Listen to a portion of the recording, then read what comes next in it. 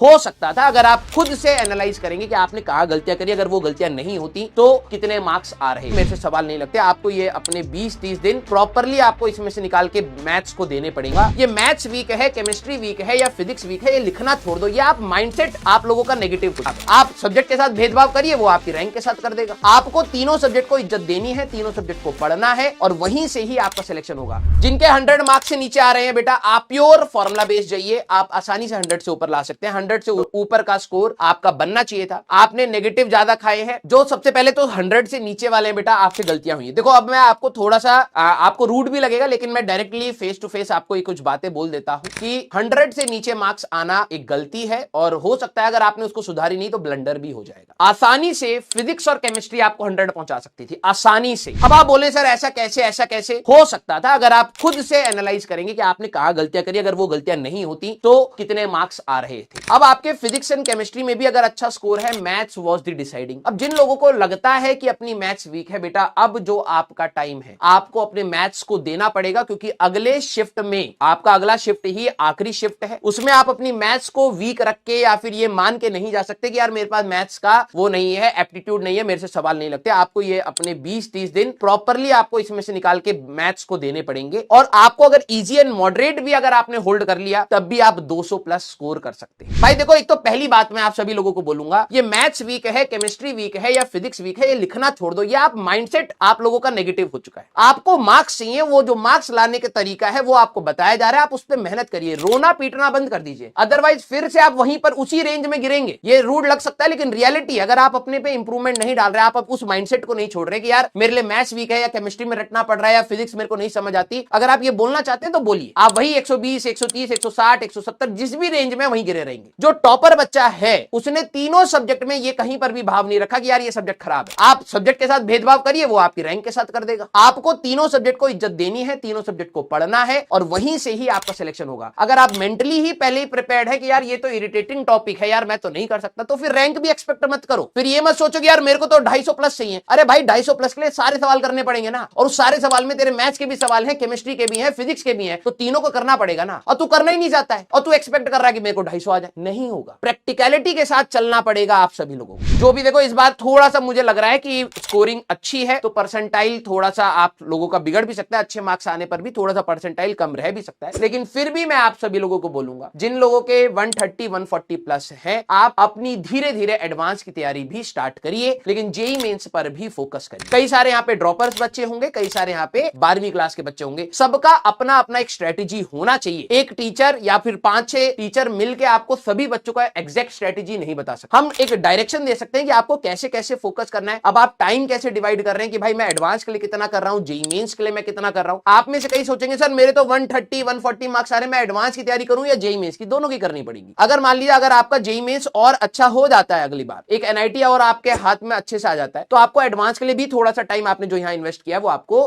Beneficial हो जाए।